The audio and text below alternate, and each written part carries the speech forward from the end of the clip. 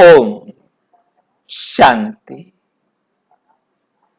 आपका प्रश्न है कि त्रेता युग में 14 कला होती हैं या 12 कला।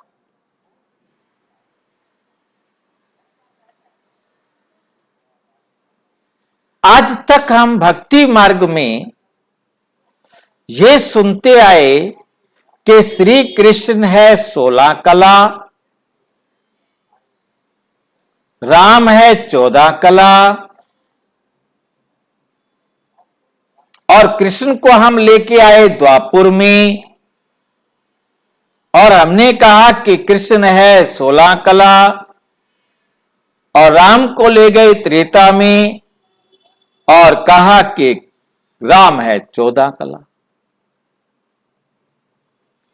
उसके ऊपर दुनिया भर की हमने अटकलें लगा दी, कलाएं ढूंढ ढूंढ के लाए कि राम में ये 14 कलाएं थी, 16 में ये कृष्ण में ये कलाएं थी, ये 2 कलाएं राम में नहीं थी। परंतु अब परमपिता परमात्मा ने आकर जो सत्य उद्घाटन किया है उसको हम ध्यान से समझने का प्रयास करेंगे। यह world drama wheel, world drama wheel के अंदर हम देख रहे हैं ये जो सृष्टि चक्र है ये कैसे चलता है। इसके अंदर हम सबसे पहले देखें सतयुग में कृष्ण को दिखाया है, जबकि आज तक हम ये सुनते आए कि कृष्ण द्वापुर में आया। परमपिता परमात्मा आकर बताते बच्चे सतयुग का प्रथम राजकुमार है श्री कृष्ण। कृष्ण का जन्म तब होता है जब कलयुग, जब आसुरी दुनिया कंस रावण जैसे नरक का अंत करते हैं, तब कृष्ण का जन्म होता है। तो परमात्मा आकर ये सारा कार्य वंडरफुल कार्य कराते हैं और कृष्ण सतयुग का प्रथम राजकुमार, राधा प्रथम राजकुमारी और प्रथम राजा नारायण और राधा लक्ष्मी बनते। ये बात दुनिया वाली बातों में समझ में नहीं आ सकता। तो हमें समझ में आया सतयुग 1250 साल का है, जहां स्वर्ग होता है, जहां 16 कला का मतलब हम बहुत ध्यान से यहां पर समझ लें। 33 करोड़ देवी देवताओं में कृष्ण ही एक ऐसा आत्मा है जिसको 16 कला कहा जाता है और किसी को नहीं। 16 कला का अर्थ है जो चंद्रमा है अमावस से पूर्णमासी तक 16वें दिन संपूर्ण होता है। तो सतयुग से लेकर आत्मा धीरे धीरे पतित होना शुरू होती है और त्रेता में, द्वापुर में, कलयुग में उनकी कलाएं गिरती जाती हैं और कलयुग के अंत में आकर जब 0 कला हो जाती है, सारी दुनिया जब पतित हो जाती है, तो परमपिता परमात्मा आकर सबको पावन बनाते हैं। सब आत्माएं अपने पुरुषार्थ अनुसार फिर से पावन बनती। तो कृष्ण की आत्मा अपने संपूर्णता को प्राप्त करती है, 16 आने सच्ची बनती है, 16 कला संपूर्ण बनती है और 100% जिसे हम आज की भाषा में कहेंगे, पहले कहा जाता था रुपए में 16 आने होते थे, 16 आने सच्चा माना आज की भाषा में कहा जाएगा 100% प्योर।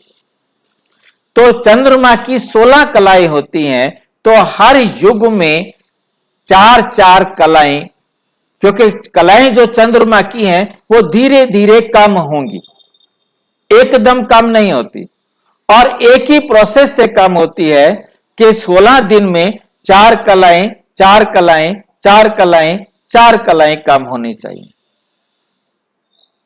अब प्रश्न उठता है कि जब हर युग में 4 कलाएं कम होनी चाहिए तो ये 14 और 12 का क्या चक्कर है, इसको हम लेंगे। पहले हम चंद्रमा की कलाओं का कैसे इसको दिखाया है चार्ट के अंदर, वो हम पहले अच्छी तरह समझ लें, फिर इशारे से आप समझ जाएंगे। सतयुग में 16 कला इन द बिगिनिंग होती हैं। 100% कृष्ण प्योर होता है, 16 कला संपूर्ण होता है। राधा 16 कला संपूर्ण में कमी है कहीं ना कहीं, यह बात बहुत ध्यान से समझ लेना है। इसको हम 100% वाले मैथमेटिकली फार्मूले से समझाना चाहेंगे तो समझ में आ जाएगा। श्री कृष्ण 100% है तो राधा जो है 99.99999999999 0.000000001 कम है। बहुत ध्यान से समझना है। इसलिए राधा को कभी 16 आने सच्चा नहीं कहा गया, किसी भी देवी देवता को नहीं कहा गया। सब कहीं ना कहीं कुछ ना कुछ कमी है। तो श्री कृष्ण बड़े होकर नारायण बनते हैं, लक्ष्मी नारायण, इसलिए लक्ष्मी नारायण के बचपन के चित्र नहीं और राधा कृष्ण के बड़ी उम्र के चित्र नहीं। अब यहां पर धीरे धीरे उनमें गिरावट शुरू होती है, धरती को भोगते हैं, भोगने के कारण आत्मा पतित बनती है। तो आत्मा में 1% बुराई आई तो 99 गुण रह गए, एक अवगुण आ गया, 2 अवगुण आ गए, 98 गुण रह गए। इसी प्रकार धीरे धीरे यहां तक आज की भाषा में कहेंगे 25% गिरावट आ गई। और इसे हमारे शास्त्रों में अपनी भाषा में कैसे लिखा गया, सतयुग में धर्म रूपी बैल चारों पैरों पर बैलेंस्ड संतुलित खड़ा हुआ था, परंतु जब त्रेता आया तो धर्म रूपी बैल की एक टांग टूट गई। 3 पैर पर धर्म रूपी बैल खड़ा था, एक टांग टूट। अब हम समझ सकते हैं चौथा हिस्सा गिर गया, 25% गिरावट आ गई। 3 हिस्से सच था, एक हिस्सा झूठ था, इसलिए उसका नाम त्रेता युग रखा गया। और जब द्वापर युग शुरू हुआ तो 2 टांगे टूट गई, आधा सच आधा झूठ हो गया, सृष्टि 2 पूर्व में बांट गई, इसलिए इसका नाम द्वापर युग रखा गया।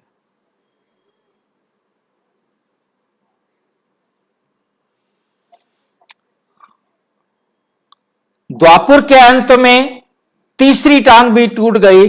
कलयुग में धर्म रूपी बैल एक टांग पर घिसटना शुरू हुआ, मीन्स 12 कला खत्म, 4 कला रह गई।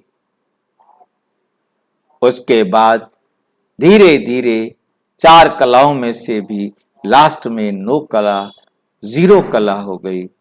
तो परमात्मा आते हैं, फिर से सबको पावन बनाते। तो हर युग में 4-4 कलाएं होनी चाहिए। फिर बाबा ने ऐसा क्यों कहा 14 कला? चित्रों में भी लिखा हुआ है 14 कला। रमेश भाई जी ने भी एक बार पूछा, रमेश भाई जी ने अपना अनुभव सुनाया कि 14 कला क्यों, 12 क्यों नहीं? तो परमात्मा ने उस समय उनको कहा कि देखो शुरू शुरू में गिरावट धीरे धीरे होती है। ऐसा क्यों कहा?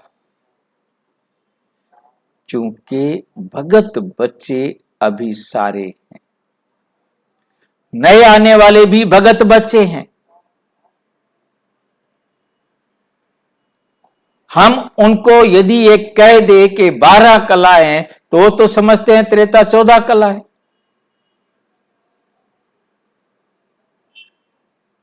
इसलिए 14 कला कहा गया।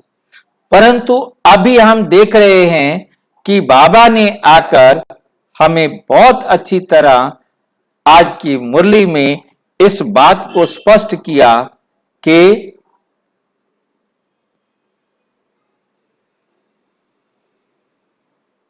जब कलयुग होता है,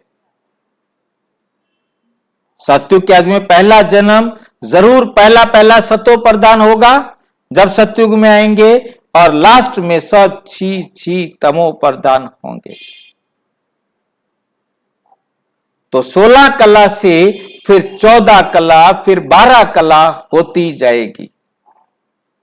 ये 12 कला, क्योंकि 14 कला क्यों कहा और 12 कला क्यों कहा? भक्ति मार्ग के अनुसार 14 कलाएं त्रेता में होती हैं, परंतु वास्तव में त्रेता में 12 कलाएं होती।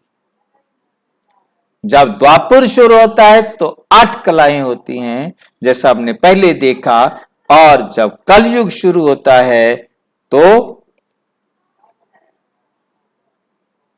4 कलाएं और लास्ट में 0 कला। तो चंद्रमा की कलाओं के साथ इसे कंपेयर करेंगे और इस सच्चाई को समझ सकेंगे। और कोई दिक्कत हो तो अवश्य व्हाट्सएप कर सकते हैं। ओम शांति। और अच्छी तरह समझना हो तो प्रजापिता ब्रह्मा कुमारी ईश्वरीय विश्वविद्यालय के किसी भी सेवा केंद्र पर संपर्क करें। और यदि कोई प्रश्न हो तो 9213106986 पर केवल टेलीग्राम करें।